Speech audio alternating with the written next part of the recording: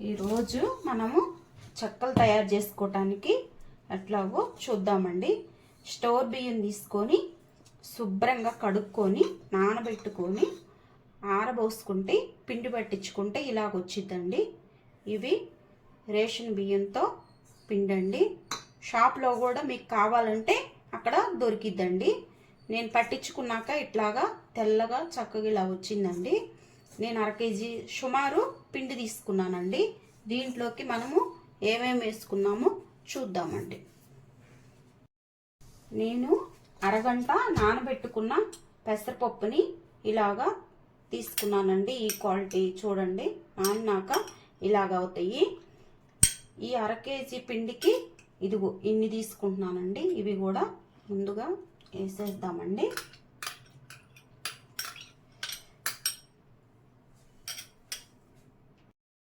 ఉప్పు మనకి ఉప్పు చూసుకొని కారం చూసుకొని మనము వేసుకున్నామండి. ఇదిగో కల్లుప్పు ఇట్లాగా వేసుకున్నానండి.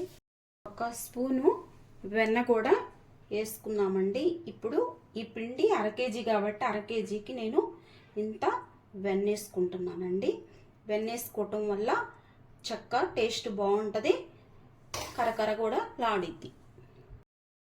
చూడండి, ఇవి 4 పచ్చిమిర్చి, కొంచెం కరివేపాకు, ఒక అల్లం ముక్క, 1 స్పూను జీలకర్ర, ఇవి ఈ పిండిలోకి ఇవి తీసుకున్నాను. ఇవన్నీ మనం ఇప్పుడు మిక్సీ పట్టుకున్నామండి.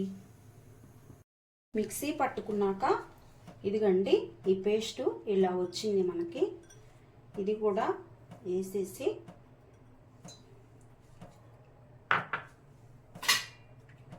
ఇప్పుడు వేడి నీళ్ళు కలుపుకుందామండి. వేడి నీళ్ళతో కలుపుకుందాం. వేడి నీళ్ళు పోసేసి చక్కగా కలుపుకుందామండి. ఉప్పు కారము అది మీ ఇష్టం అండి, ఎంత వేసుకోవాలన్నది చూసి చిన్నగా నీళ్లు చూసుకొని మనము చక్కగా కలుపుకుందామండి. ఇది పిండి చూసుకొని ఎట్లాగన్నది మనం కలుపుకొని మెత్తగా చూసుకుంటూ నీళ్ళు వేసుకొని ఇలాగా కలుపుకుందామండి. చక్కగా మొత్తము ఇలాగా పిసుక్కుంటూ కలిపితే మెత్తగా అయిపోయిద్దండి. మనకి మొత్తం కలిసిపోయిద్ది. చూడండి, పిండి మనకి చక్కగా మెత్తగా ఇలా వచ్చిందండి. అటు గట్టిగా కాకుండా ఇటు లూజుగా కాకుండా చక్కగా ఇలాగా పిండంతా ఇలాగా కలుపుకున్నామండి. ఇప్పుడు మనం చిన్ని ఉండలు చేసుకున్నాము. చిన్ని ఉండలు ఎట్లా చేసుకోవాలంటే మనం ఇప్పుడు పెద్దగా కావాలంటే పెద్దగా చేసుకోవచ్చు, పెద్ద చెక్క వచ్చింది. చిన్నకి కావాలంటే చిన్న ఉండ మనం చేసుకోవచ్చు. దాన్ని బట్టి మన చెక్క అలా ఉంటుందండి. చూడండి, నేను ఇలాగా చిన్న లడ్డూలాగా ఇలాగ చేసుకున్నానండి. నాకు ఈ సరిపడితే నేను ఏం చేస్తానంటే ఇట్లాగా మంది ఆయిల్ కవర్ ఉంటుంది కదండి, ఆయిల్ కవర్ని ఇలాగా తీసుకున్నానండి. తీసుకొని చిన్న గ్లాస్ ఇట్లాగా తీసుకొని దీన్ని ఇలాగా చిన్నగా ఇలా చేసేసుకున్నానండి. మనకు తొందరగా కూడా అయిపోతాయి చెక్కలు. ఇట్లాగా సింపుల్గా కూడా మనకి వచ్చేస్తాయండి.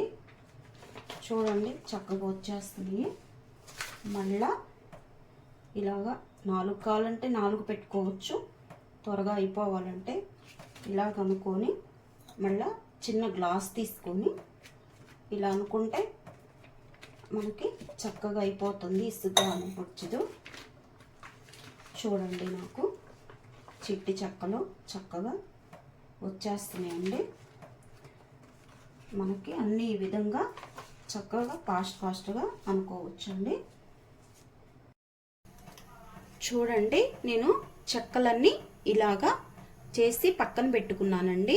ఇగో ఇట్లాగా కొన్ని మనకి ఇదిగో స్టవ్ వెలిగించి కళాయి పెట్టి ఆయిల్ పోసానండి.